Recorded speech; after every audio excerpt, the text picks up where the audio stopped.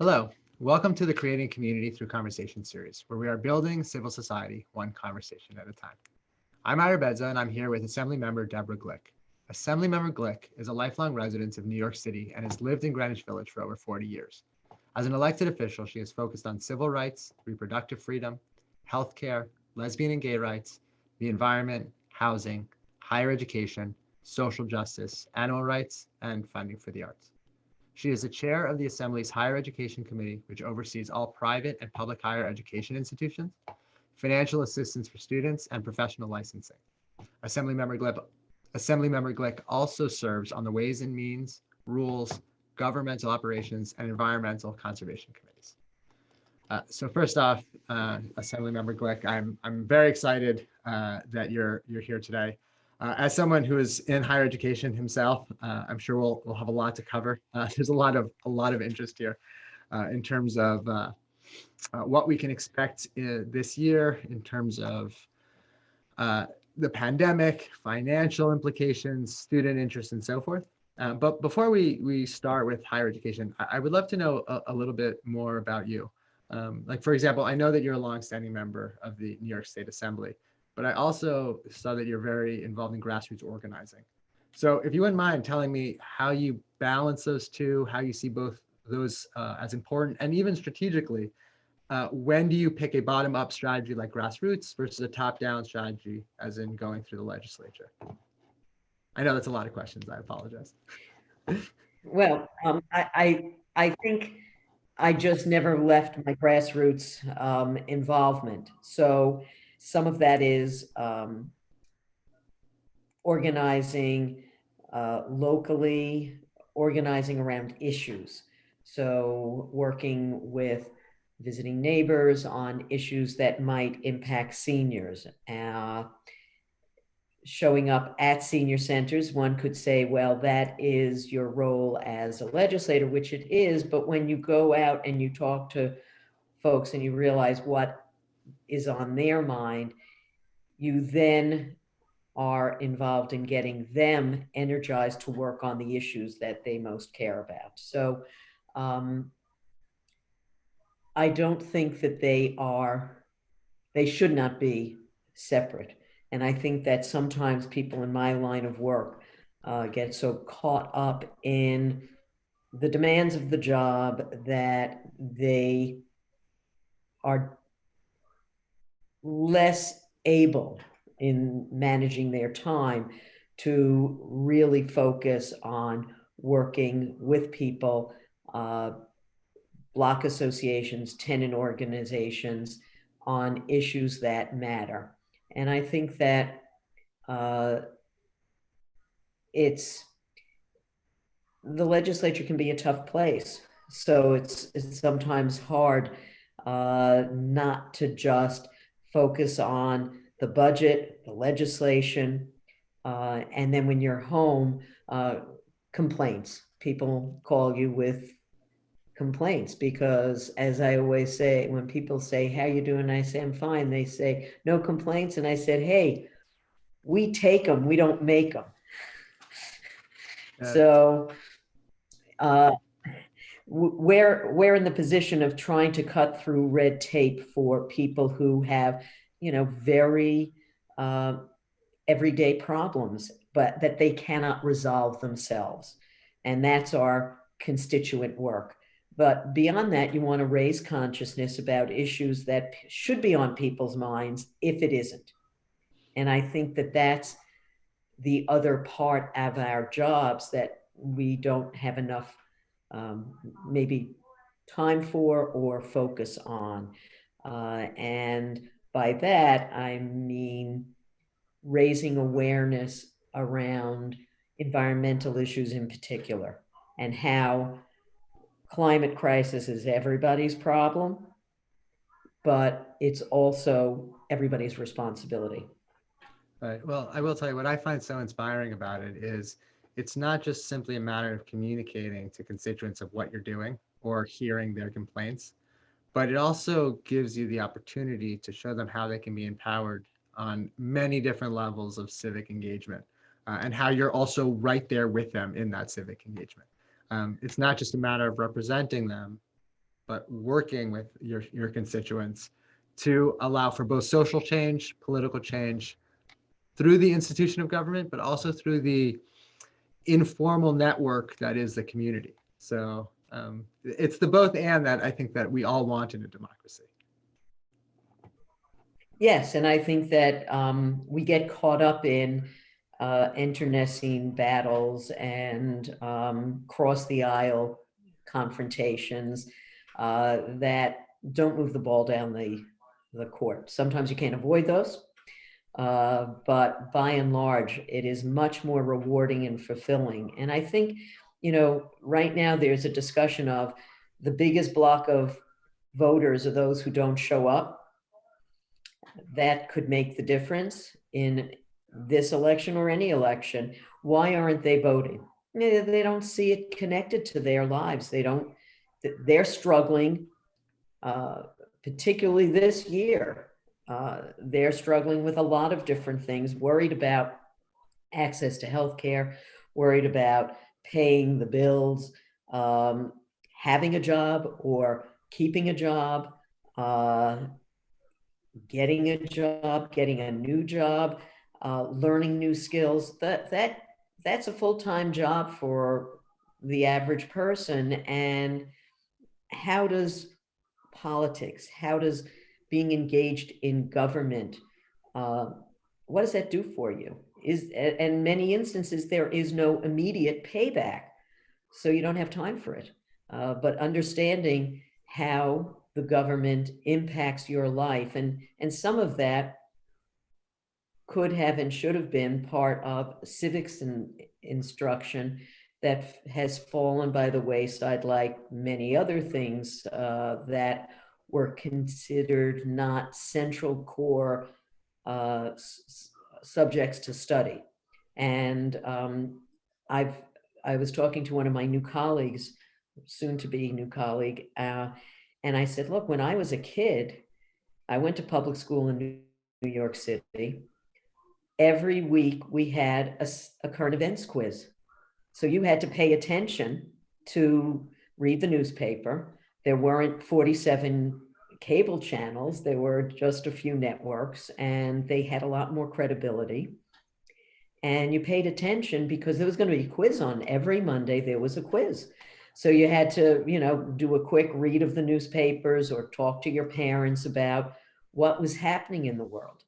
And that, I think, would go a long way towards engaging young people again. And what do we do about those who are, 35 or 55 and are disaffected? We need everybody in this country to care and be involved. It's funny. You bring me back when I was younger. My parents, we didn't at school have current events quizzes, but once a week we had family dinner where me and my brothers were quizzed on what happened during that week in terms of current events. So not that I was homeschooled, but my parents definitely imparted on us the importance of civic knowledge and current events and being engaged. I will say there is a difference, though, between knowing that and an embodied knowledge. Like, we may know how government works or know how politics works, but knowing why and embodying in terms of acting out civic engagement are sometimes different. And I'll give you an example. So there are a number of students that I have, neighbors that I have, who know about government and politics. But then they will also say, yeah, but I don't need to vote because New York always goes Democratic anyway. My vote doesn't matter so much. And even if I know about civic involvement, I'm not going to actually be civically involved. Right? So how do you, like you mentioned, the 35-year-olds, how do you get that cohort to recognize that it's not simply about voting, but it's about creating habits of civic involvement? Well, I do think that people have interest and you have to meet them where they are. It's not about you have to be where I am. Young people are incredibly interested in the environment with good reason. They will confront the increasing climate crisis in real time in their lives, and it will impact them. And so from uh, from youngsters who started to become involved and do participate in marches, or having choosing to have coursework that they are attracted to because it is involved in an issue. I mean, when I was in college, I was issue oriented. I cared about reproductive rights because when I went to college, abortion was illegal and women died. And that's what happens when abortion is illegal, women die.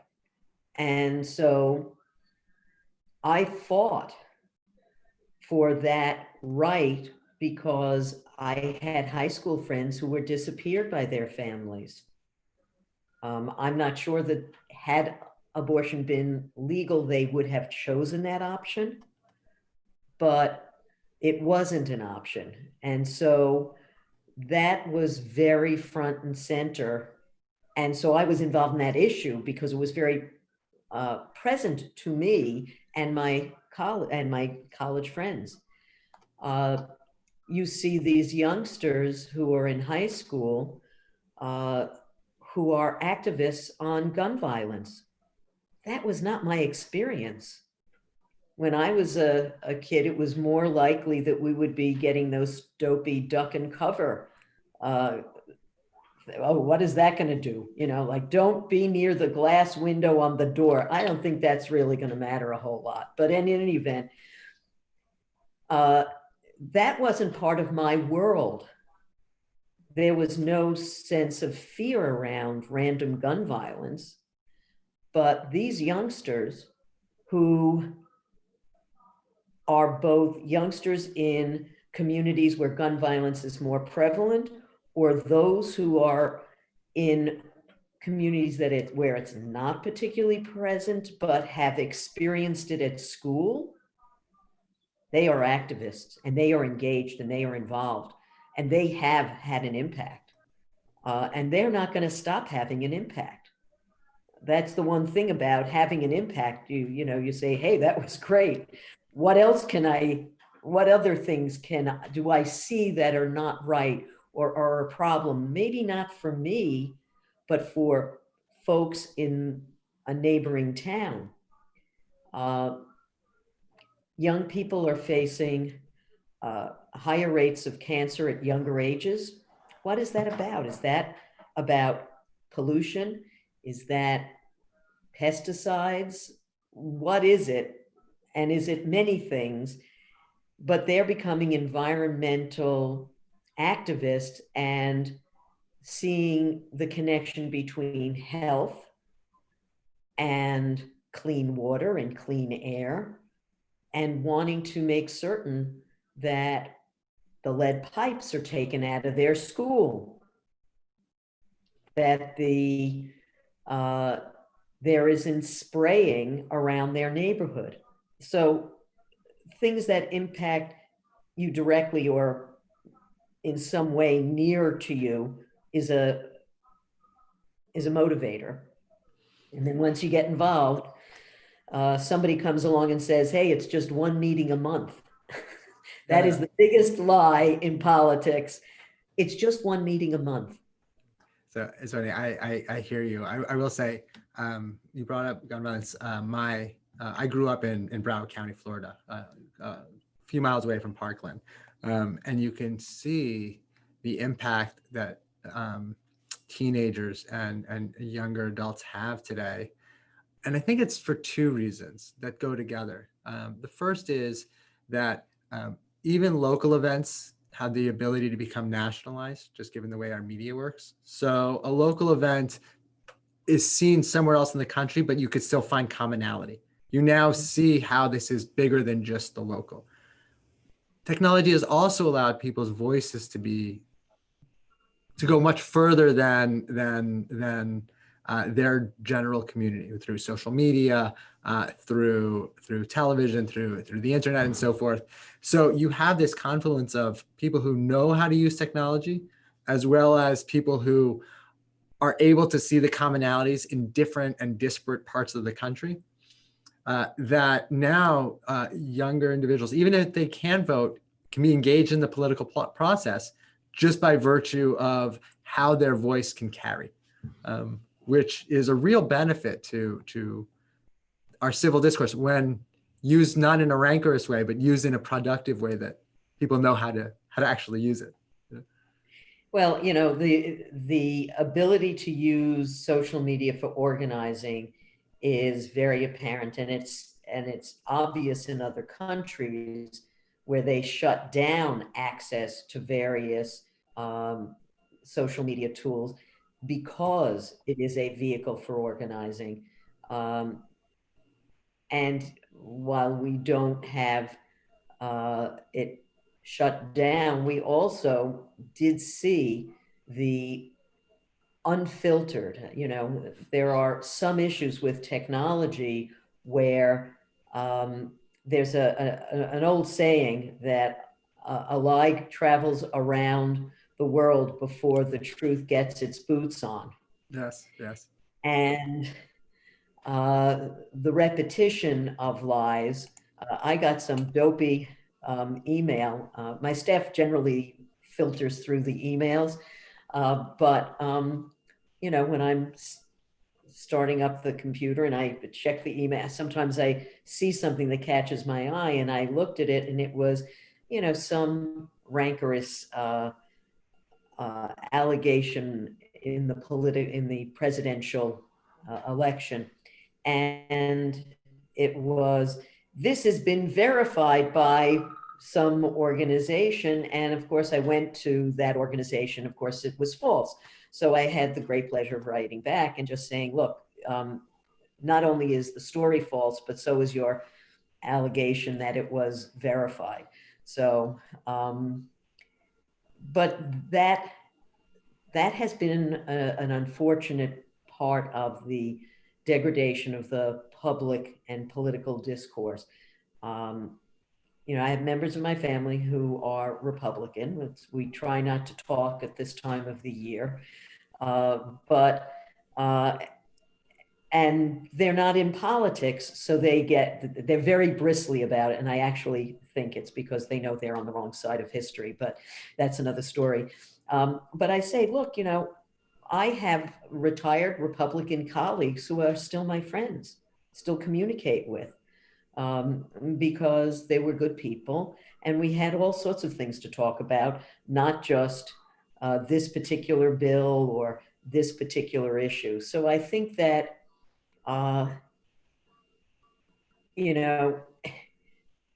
we have to find a way to have a more civil discourse, both publicly and individually.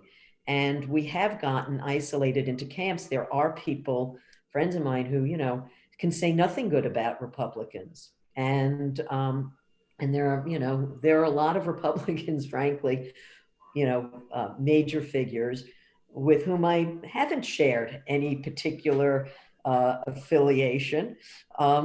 But we are currently seeing the world through the same lens.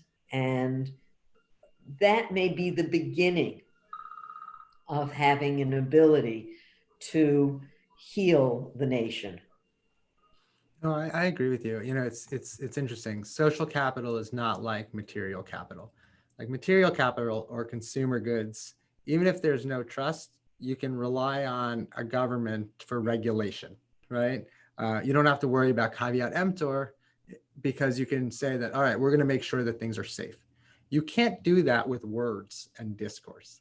Once you start regulating words and discourse, you're not having conversations anymore. So in order to have conversations or social capital that's productive, you need to have a level of trust that can't be enforceable. But to have that trust, you need to see the commonality, which is what you're beginning to see even among some of your Republican colleagues. Seeing something the same way might allow you to build that relationship of trust to get out of it. The postmodern writers that started to take the same story and look at it from 4 different perspectives. And so you see 4 different stories. So the Alexandria Quartet comes to mind. It's funny. I actually love the As I Lay Dying. You know, that's the one I go to. And so each one, each perspective is somewhat different. And it's why the police will always say, well, you know, eyewitness accounts are not always the most, we like evidence that is scientific, not eyewitness accounts, because people see things differently. Uh, and that's okay.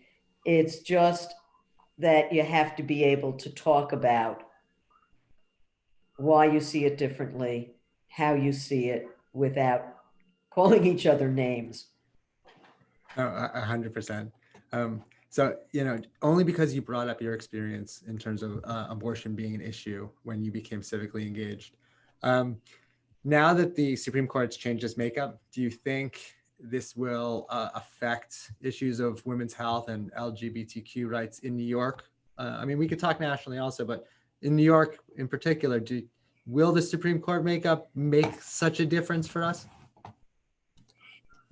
Depending on what case they take to overturn Roe, it would revert to the states. And fortunately, my Reproductive Health Act, which we fought for many years, is now the law in New York State, which provides protection for women in New York to access reproductive health care in accordance with their own needs, beliefs, and so in that regard, we are protected. I happen to be a lesbian, and so LGBTQ rights are important to me. They'd be important to me if I wasn't gay, but it's really a matter of my life. And frankly, it is concerning. We had marriage equality in New York State, but it wasn't federally recognized. And so we didn't get married immediately. And we waited until there was some federal recognition, because it becomes very complicated to do and undo your healthcare issues as you get a little older. And so on the federal basis, we would not be considered married for purposes of something like Medicare. That would only recognize domestic partners, which is different to have your state healthcare look at you one way and the feds another. And of course, taxes were a whole other thing. And it's like, you know, you would just be paying your accountant twice, once to do your state return and once to do your federal return. So I'm not so sure, you know, it was concerning.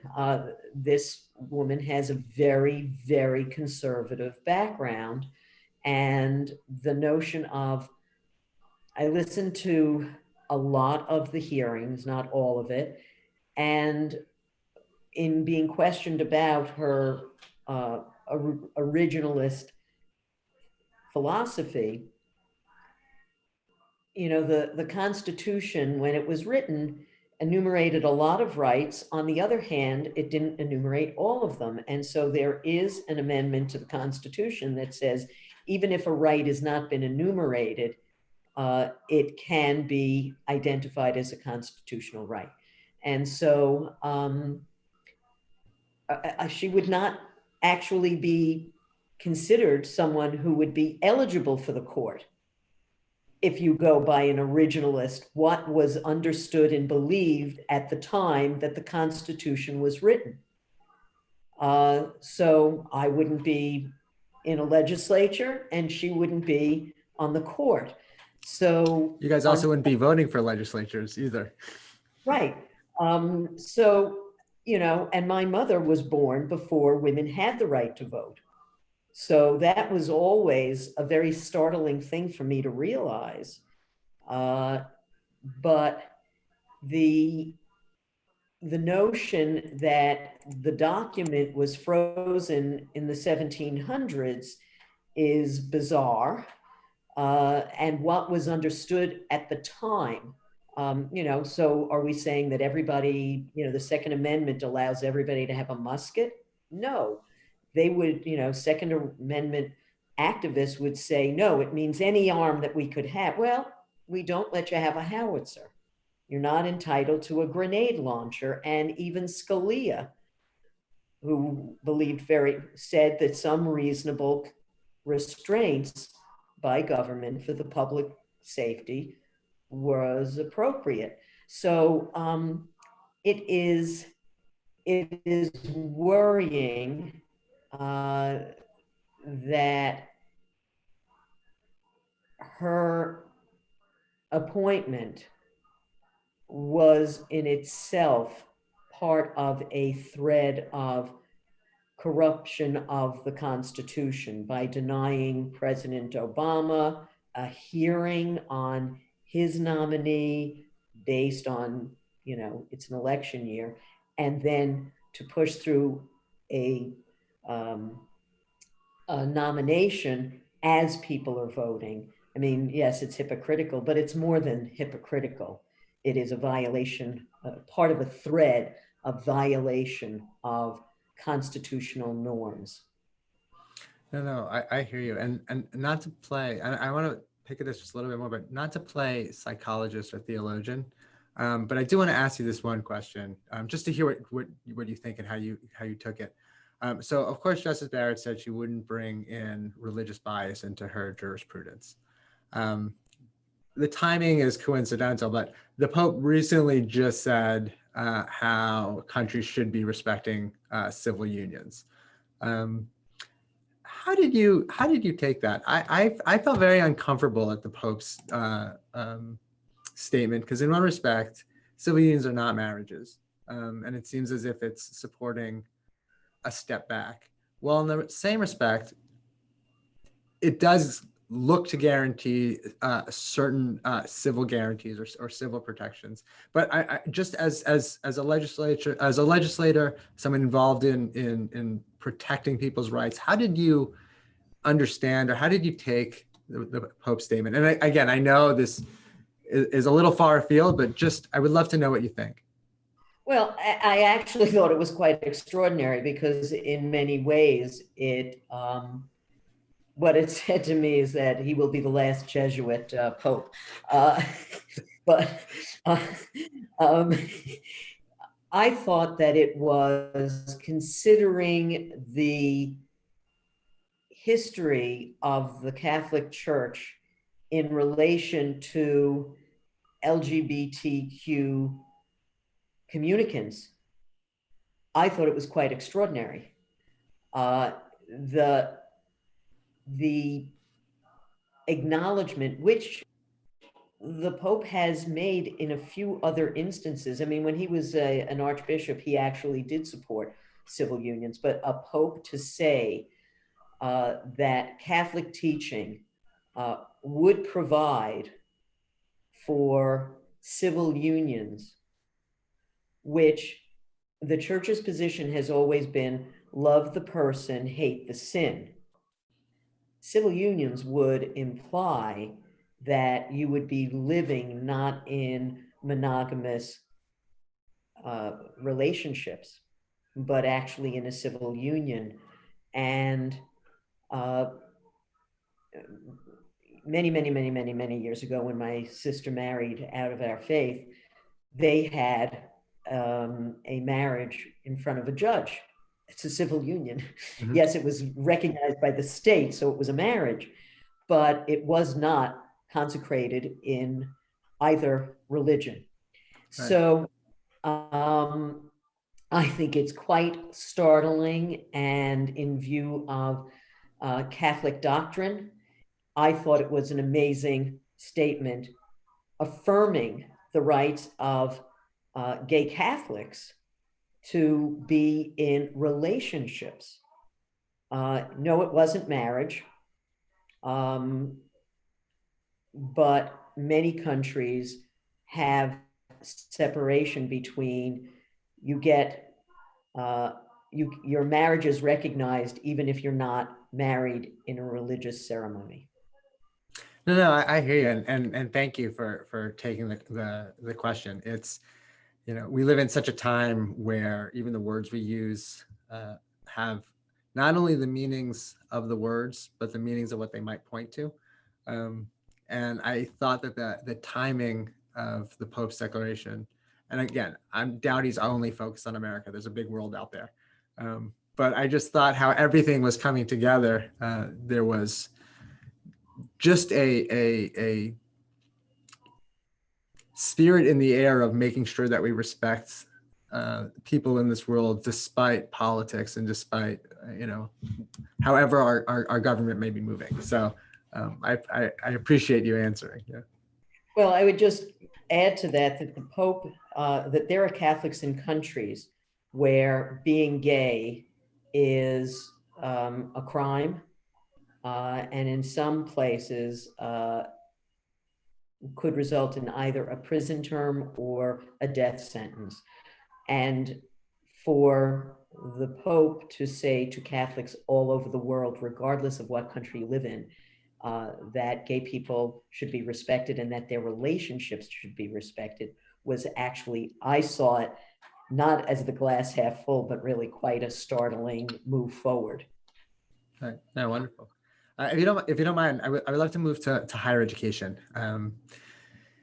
As we know, that the pandemic has created a big disruption in higher education. I mean, education in general, but higher education, not only in terms of whether students should be on campus or not, but how it affects curriculum, paracurricular, extracurricular education, sports, clubs, community involvement, especially in college universities. You're talking 18 to 22-year-olds who are their first time coming out and living on their own outside of being, children under their parents. It's their first time where they really become young adults. There's financial issues that are coming up with regards to consequences of the pandemic. What are some of the challenges that the state's facing, and how are you and the committee and the legislature looking to respond to some of these challenges? Well,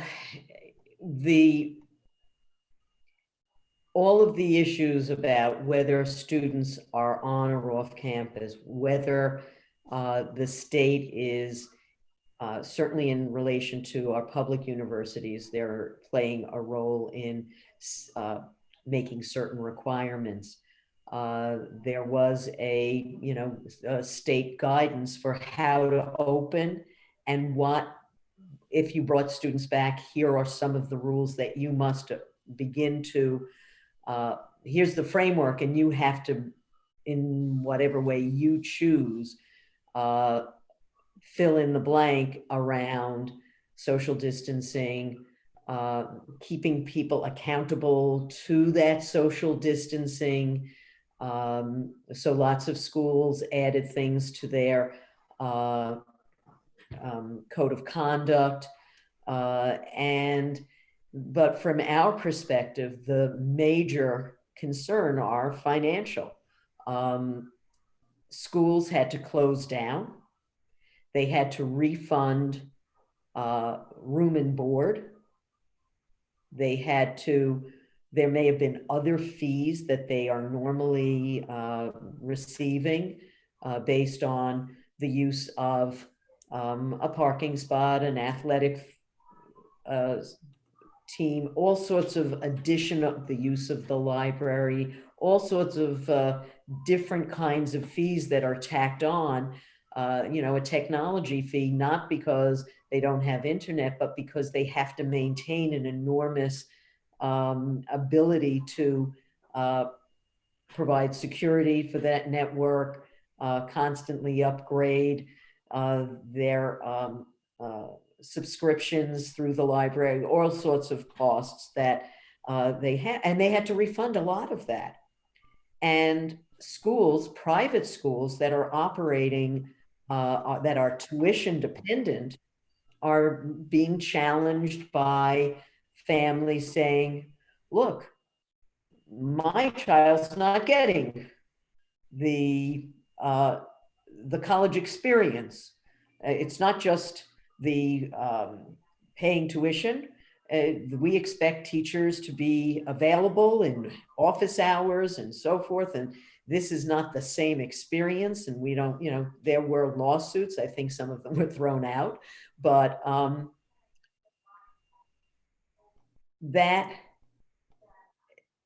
how do you make schools whole? Schools that are almost totally dependent on tuition in many instances get full tuition from foreign students who were no longer allowed to come into the country. So what are we doing? We are withholding 20% of our financial aid because we are, hoping and praying. The state has borrowed money. The state is trying to manage what cash is on hand. We get some receipts from sales tax. Those are dramatically off. We get income tax. People lost jobs where, so the ramifications of all of what the state does in large part when it comes to higher ed, what is our role? Well, the state education department has reviews. If a course is, a school wants to, they've never offered a BA in biology, they want to do that, they have a review that they go through. But other than that, we administer a lot of financial aid. And then for our public colleges and universities, there's direct aid that it goes to operating aid. For private institutions, they get a lot of the financial aid, like the tuition assistance program, follows the student. We don't tell a student where they have to go to school. They choose to go to, University of Binghamton, or they choose to go to Colgate. But if they meet the financial eligibility, they get the TAP check that goes towards tuition. So that's our big role, and we don't have any money. So we are adding to the problems that schools have because we're not able to provide the full measure of support that they had a right to anticipate and expect. So we are all hoping that, it's a grave disappointment that there wasn't a second round. The committee wrote to the Congress to say a second round of support to higher education in New York State and around the country would have been something like $50 billion. That's a rounding error in our federal budget. So that would have gone a long way to stabilizing colleges that still do not have as much enrollment or have tremendously added expenses for testing, sanitizing, and providing new space for social distancing. Yeah, it seems to me, and just correct me if I'm wrong, but it seems to me that even if this is a state issue, it can't be solved by the state because the financial challenges are really dependent on the relationship between the federal government and state government in New York. It's not like you can create more revenue in order to be able to solve this problem without causing many other consequences that could be deleterious. Is that correct? Is it really an issue that we have to go federally for?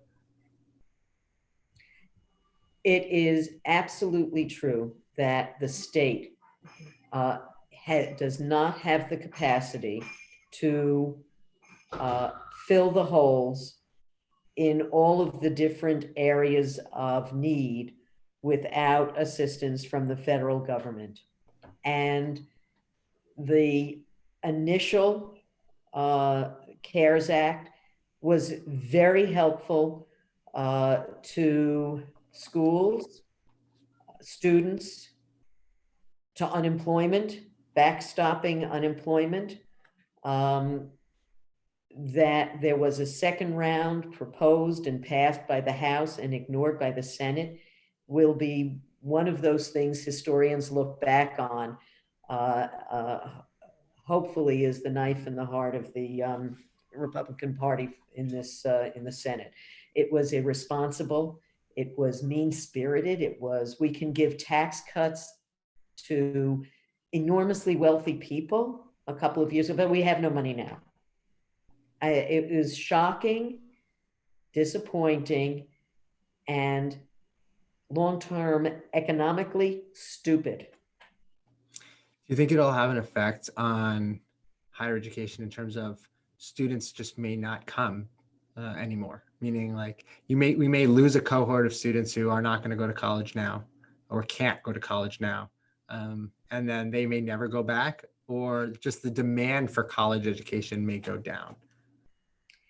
Well, I think that there are for-profit online colleges that will try to use this as an opportunity to try to scoop up some of those students. But I do believe, at least in New York State, we have a fairly robust support for financial aid, and financial aid in a number of different ways. So it is possible for youngsters who don't believe or don't imagine they could go to college. There is a path. We just have to do a better job of letting them know. And much of that is about letting kids in, an awful lot of kids who come would be the first in their family to go to college, their parents don't quite know, and they have no one, no older sibling. So we have to do a better job in high school and maybe even in junior high for those students who want to pursue higher education or are interested in a type of job or field and would need college in order to realize that. We need to make that clearer to them, that there is a pathway and this is how you do it. So in some neighborhoods, it's assumed you'll go to college. And so even the way the school is set up, you're encouraged. It's like, oh, there's going to be the SAT test next year. You should take the PSAT this year. Or colleges may be moving away from that. And so schools that are in more affluent communities are going to say, well, this is what you need to get in. And so you should be thinking about extracurricular activities. They'll look at that. Kids who are in poor communities, they're worried about, having adequate, food to eat. We need to make certain that our education system in K through 12 is providing that pathway, that opportunity, and help students make a decision about what they want to do with their lives, but not tell them that when they are 16, they have to know what they want to be for the rest of their lives. That is a pressure that is on these youngsters now that I didn't have. My generation was given the luxury of, like, go to college and find yourself. And, I found myself trying this and that, and took me a little bit longer. And this was not the plan.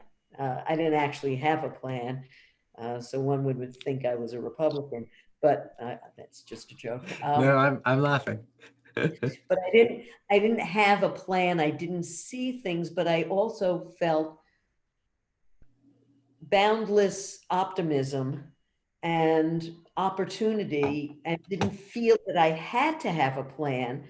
I had the certainty that things would work out. And today, young people don't have that sense for lots of reasons that have to do with the environment. Are they even going to live in a healthy community? They don't have the luxury of having free tuition. City University had free tuition up until the 70s. And so if it took an extra year, you weren't losing anything. It wasn't like, this is costing me $7,000. I damn well better get out. I can't afford another $7,000 next year so that I can take a few more courses in something that I'm not certain I'm interested in, but might be. You know, do I want to take psychology? Do I want to take that zoology course? Somebody I knew that sounded interesting. I like animals. Would that be something I would be interested in? Nobody has that luxury unless they come from a very wealthy family. No, I agree. I mean, it's funny. I remember when I was in my college years, it was, I guess the rule of thumb was like, when the economy's good, you can major in anything you want and you'll be fine. When the economy's bad, major in something that will get you a job, which tended to either be, not even math and science. It was like engineering or like things that were lead you to professional jobs. Now, I think the trajectory just kept going, where forget if the economy is good or not, stay in those jobs that will keep you employed. And the humanities in general are seen as, I don't want to say a waste of time because I actually think they are of tremendous value, but they're not seen as important as those departments or as those courses that are instrumental for employment. No question. Is there a push to recognize? I know certain academics and certain social and civic leaders are trying to advocate for recognizing the values of humanities, where like having humanities, just like civics education, makes you a better citizen, makes you more creative, makes you to see the opportunities that you couldn't see otherwise. But it's a hard push to advocate for humanities, given the resistance in terms of, well, look, I need a job. Like zoology is great and all, but I'm not becoming a zoologist and I hope to go into marketing, Well, look, I think that is the pressure that is on young people that is denying us, perhaps, the next great physicist. You know, because, gee, you would have to go to graduate school and get a doctorate for that to be a pathway to a job. Oh, I can't take 10 years of education. So there are many ways in which we are shortchanging people and ourselves. But do you think it would be different? Would you think it would be different if for example, if there's a change in administration and they pushed for cheaper or even free college, would people see it as less of a burden, or is it now socially ingrained where even if college is cheaper or free, I still don't want to major in art history because I still need to recognize that even if I'm not in debt, I still need to get a job afterwards? Like, well, look, I think that the value of a liberal arts education is demonstrated in the fact that the majority of CEOs in the country still come out of a liberal arts background. They may have taken some courses. I mean, my nephew was taking accounting and then finance, and I kept saying, well, if all you're worried about is a job, then try to take a couple of engineering courses. Even though you're not going to be an engineer, at least you should know the nomenclature and it would make a big difference to you. But he was totally focused on, he has to have a job and he has to work. And I do think that has eroded in general, on the one hand. On the other hand, you still have, our state policies around financial aid do disadvantage people who need the financial aid from exploring more than a very straight line, because the regulations say, is this part of advancing your course of study, which presumes that at 18 you had a course of study that you were going to pursue. I sure didn't. And what by the way, neither did I. Nor should you. What is sort of inverse and kind of crazy is people are living longer. We know that they are not having a job for life. When I was growing up, I went to work at a place where people, not only did they work there their whole lives, but their kids were going to work there their whole lives. So there, if you're going to live maybe 30 years longer than the average life expectancy at the, early part of the 1900s, you're now living on average twice as long, and you're going to have 4 or 5 careers. Liberal arts education makes even more sense now than it did then. Yeah. I'll tell you what I'm finding. So we now have a master's in biomedical ethics and humanities at New York Medical College. And by the way, I did work with the New York State Education Department. They were great. I just want to let you know.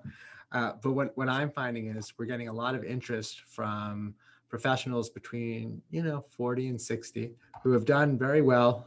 They're lawyers, they're doctors, they're nurses, many different areas, social work.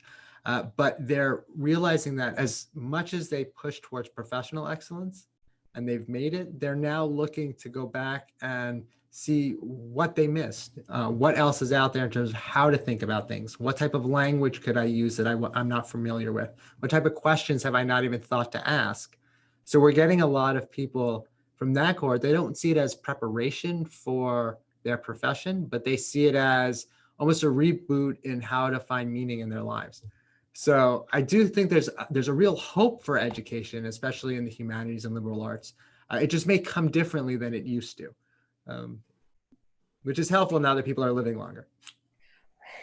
Well, I also think that what college should provide, and one should, they have required courses, and it's a core group of courses around usually English, math, language, and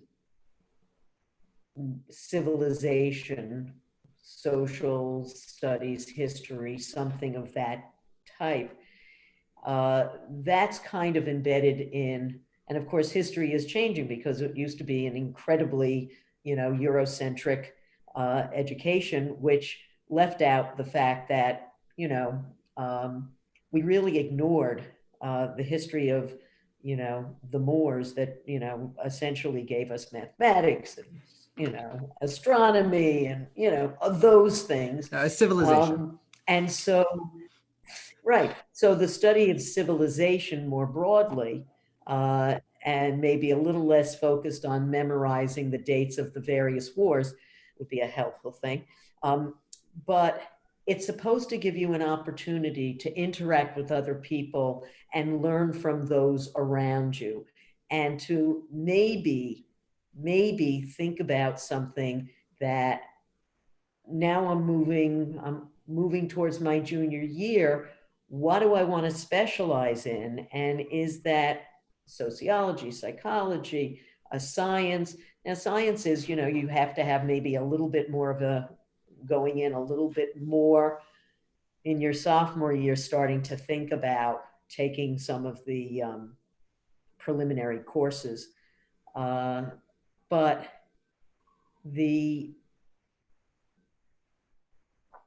we have, if you don't need financial support, you still have that expansive capability. If you are getting financial help and you are struggling, then you really have to be more focused. And so I think if we take the burden off by reducing the cost, even if it's in your first 2 years, whether you take it in a community college or you take it at a 4-year institution, those first 2 years, looking at it as, if we can't bring ourselves to look at it as K through 16, then let's at least take the step and look at it as K through 14. And so those first years where you're still taking more generalized courses and getting the foundation built, you're not going to have to pay for it. And then think about maybe at that point. So, when I started, I wanted the sun, the moon, and the stars. And I realized that, look, if you can get the sun and the moon, get that under your belt, and then maybe then you can fight around the stars. So that's what I would hope we would be able to do if we have a new administration, talk about those first couple of years of college where you're basically taking a lot of the same coursework that is building the educational foundation, and that would not be that we could find a way to cover that cost and not have that come out of your pocket. And look, community colleges, we're confronting a lot of cataclysmic changes in society in general.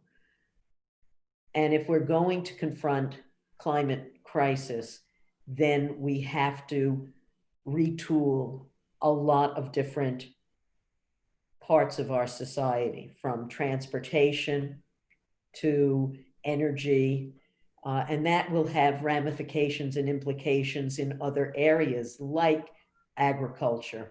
And as someone who likes to eat, I really feel like we have to get on the stick about this.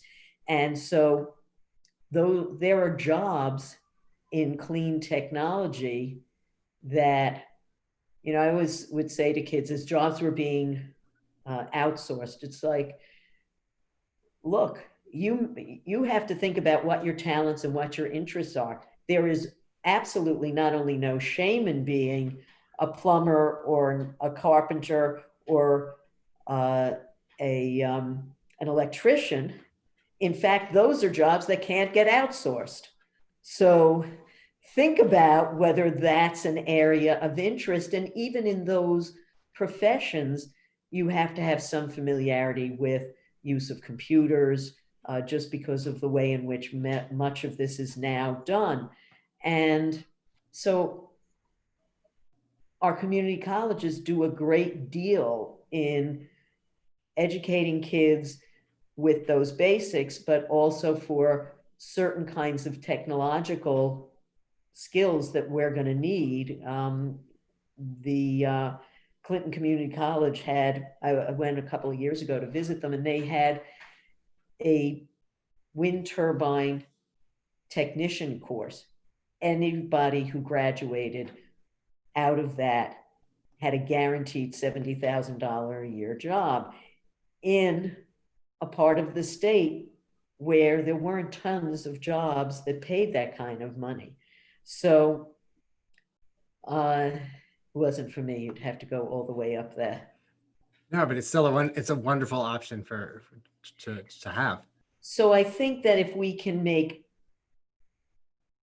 the first 2 years of college free, we could retrieve some of the interest in a liberal arts education, because the world will be changing, and young people are interested in film, they're interested in technology, and there was this movement, and in fact Pew surveys indicated that it had become a majority of Republicans did not believe college was necessary, while a majority of Democrats still did.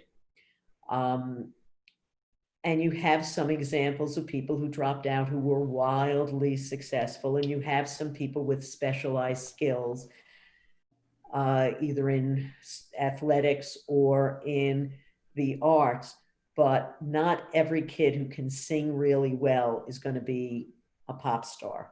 And not every kid who is amazing on a basketball court is going to the NBA. And I think that our celebrity culture has undermined the young people's understanding of reality. Yeah, and it's always a trouble between statistics and anecdotes. Statistics may tell you in general about a population, but anecdotes are very persuasive. You tell a good story about that kid who made it, and that's what people remember. So absolutely. So look, it really is a shame that we're almost out of time, because I feel as if I could speak to you about many topics for hours. But before we do end, I do want to just ask one final question. There's so much going on right now, locally, state-wise, nationally, internationally. But for you, what are your goals or your challenges next year? Like, what are you looking forward to seeing yourself accomplish over the next year? Well, I do think that we are running out of time on the climate crisis. And so working with organizations that are on the ground locally and across the state on a way to move our economy towards renewables is vitally important. So I have a bill that would require every existing or future wind turbine to paint one blade black, because it's been demonstrated that that reduces on average bird strikes by 70%, 72%. So that would hopefully lower the opposition to having more renewables. So I think that kind of thing, and working on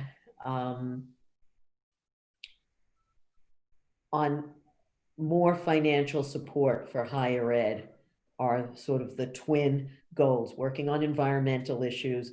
I have a bird safe glass bill. There's a theme, but birds are incredibly important. Bees are important. If we don't have pollinators, we're not eating. So, you know, it was Einstein who said, if the bees go, the next is humanity. So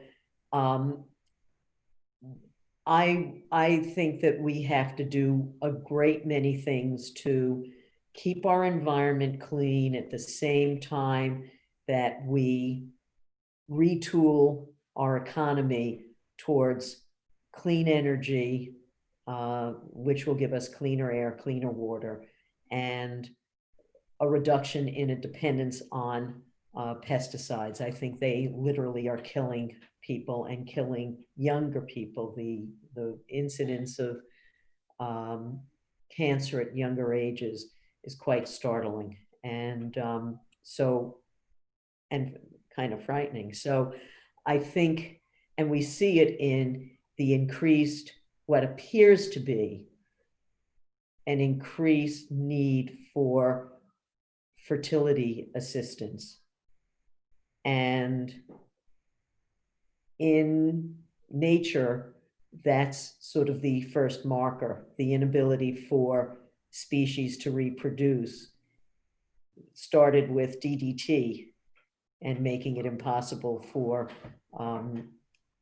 eagles to have shells thick enough to maintain their chicks. So we live in an interconnected world. So it's environment, health, and supporting higher education are going to be the main thrust of our lives going forward. It's almost like Maslow's hierarchy of needs. You know, deal with our physical health and security, protecting our world, moving on to making sure that we're socially and civically engaged to be able to reach that self-actualization that we all hope for.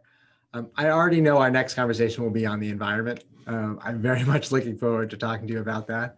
But in general, I do want to thank you for the time. I think this was very informative. I enjoyed it. I'm sure everyone who watches this will not only say that they've learned something, but that they enjoyed watching and seeing how thoughtful of a representative that you are. So thank you.